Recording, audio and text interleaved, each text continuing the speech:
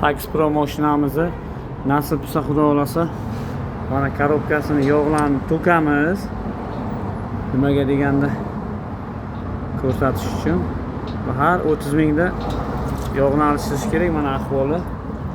Shuning uchun bilmaganlar har 30 mingda alishtiringlar yog'ini, ertaga korobkada problema bo'lib qolmasin.